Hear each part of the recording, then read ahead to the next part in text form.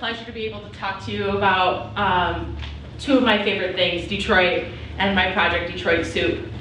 So I think there's a lot of assumptions about Detroit. Detroit a few years ago was on the cover of Time magazine, and it was the old Model T plant completely demolished or falling apart, scrappers taking care of it. This is an old Michigan theater, again, a focus of much conversation about the city of Detroit. So yes, there are a few things about Detroit that are true. We are at 22% unemployment. We have a post-industrial culture. So we have a culture of employees rather than entrepreneurs. So you have a lot of people who grew up thinking that they will turn 18, they'll start working for the big three, Chrysler, Ford, or GM, and you work on the line, you retire, and that's it. Which is great, but this is now changing. We have a very prominent brain drain moving from our public institutions to other communities and cities. Detroit public schools are in unfortunate, dire situations, a very low graduation rate, and within months, Detroit could be in financial receivership. So here's a map of vacant land in the city of Detroit. Detroit it goes from downtown in this little hub here at the bottom, where that circle is, all the way up to about 8 Mile. And this is a map that shares where the red spots are hot spots of a lot of vacant spaces. And I think where we're struggling to see is that many people have left, and they've left Detroit and just said, we'll never go back, and I don't want to be a part of it. But the exciting thing is there's a group of young professionals and entrepreneurs who are moving into the city. So this is the Tajmu Beer Garden, and it is an open vacant lot that they got a temporary liquor license, and they do in October. They had every Sunday like a German-style beer garden in an abandoned lot. And so where people used to see just abandonment, we're finding people who are creating new possibilities and opportunities. Something I'm very excited to be a part of is this parade called the Marche du Naine Rouge, which we usher out valiantly the red dwarf who has said to have plagued our city. So anytime anything bad happens, the Detroit riots, Lafayette, a founding father of the city, had fallen in the river after he saw the dwarf. We have banded together, and we're now, last year was about 1,000 people who walked down the streets of Detroit to rid the Naine of the city. I'm also very fortunate to work with a group called the Detroit City Futbol League. It is a soccer league for young people, and I mean young as in like 21 to 60. Anyone who's willing to like pick a ball. And it's what we've seen is that I've never played soccer a day in my life, and it was a game changer for me. I've met people from all different parts of the community who are passionate about the city, who want to see it reimagined. The top right-hand corner is a project from my wonderful friend Mike Hahn, who has taken abandoned spaces in the heart of downtown and have inserted them with art. So there's just window after window of possibility and potential. On the bottom left is Andy and Emily Lynn, brother and sister, who have a store in Midtown that sells Detroit wares and creative projects within the community. And then Loveland Technologies is such an out-of-the-box way of thinking. They started with selling Detroit land by an inch, and then creating these online communities and hubs. And now I've done mapping, and there's just so much that they do that is entirely incredible. And so I get to tell you about my heart of all hearts is Detroit Soup. It was founded by musician Jessica Hernandez and visual artist Kate Dodrell, who experienced this type of dinner in Chicago. And they brought the dinner to Detroit, and we have now infiltrated the bakery loft, as we now so lovely call it, with a dinner that happens the second Sunday of the month. So you get soup, salad, bread, pie, and a vote.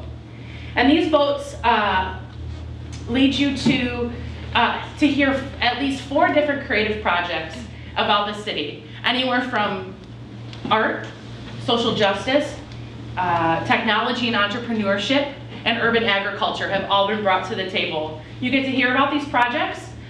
They share it for about 3 minutes. And then you get to ask questions to them. So here are people engaging in our dinner.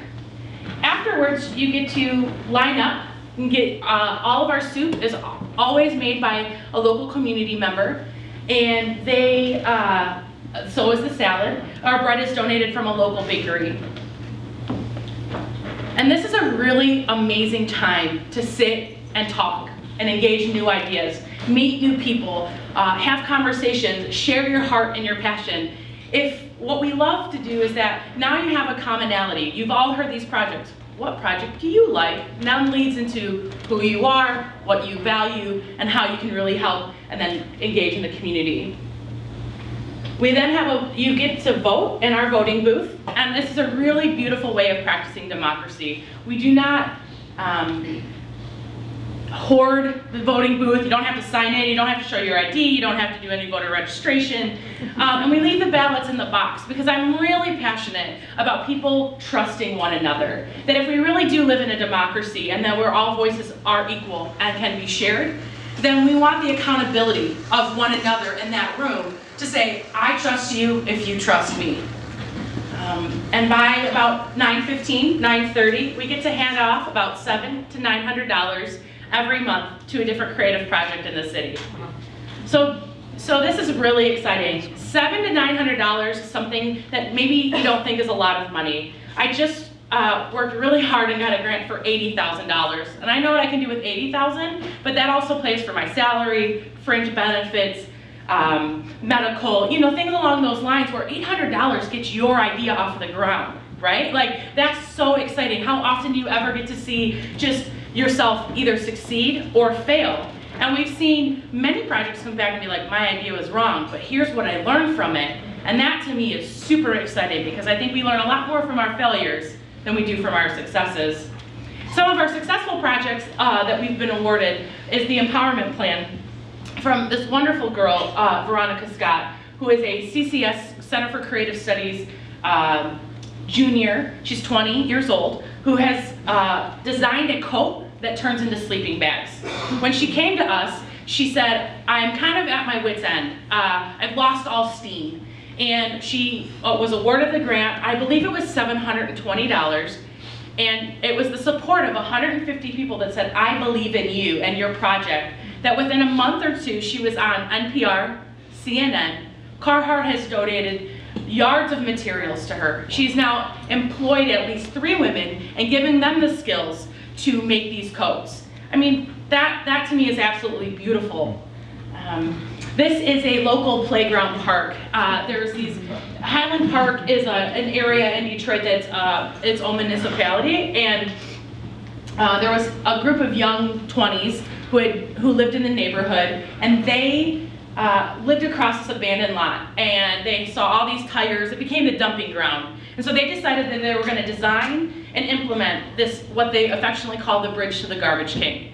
So we literally paid for their nuts, bolts, screws to build this tree house and drag in. And I think that's a really beautiful metaphor of what soup really can accomplish, is really getting your nuts and bolts and screws towards your ideas.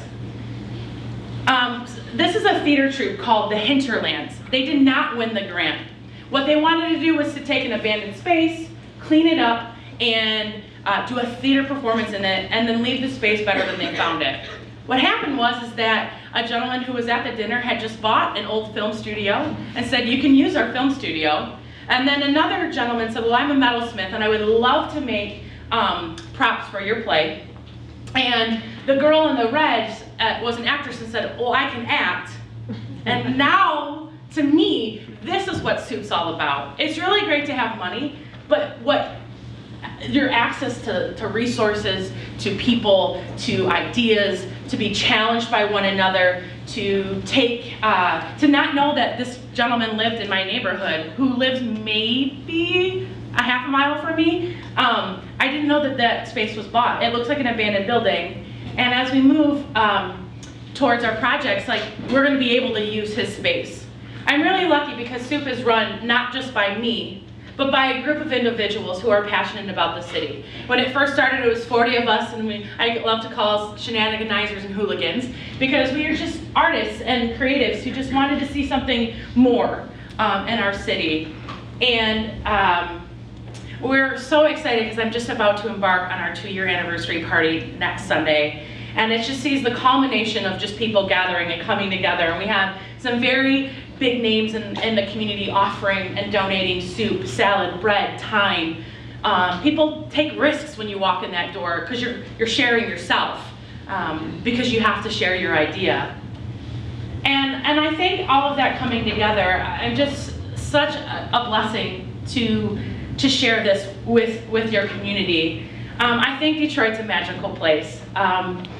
About a year ago, maybe 3 years ago, I moved from Los Angeles back to Detroit, and I caught the energy and I caught the vibe. And for the first year of me being there, everyone said it was magical. And to this day, I still believe that 100%. That city is magical. It was abandoned, thrown away, left for those who just, whoever wanted to pick it up. And now you see this young group of people, and again, young doesn't mean just 20. I mean young in spirit, to say, we believe in this city. And I really feel like that's kind of my story too, kind of abandoned and lost and kind of alone, and all of a sudden you meet all these people, and now in Detroit, I can't go anywhere where I don't run into somebody that I know. And I can't do anything where some sort of fun isn't happening. I'm now a visual artist, a DJ, a community collaborator, an event organizer, and I play soccer? I don't know. So if you're interested, please visit us at DetroitSoup.com. Thank you for your time.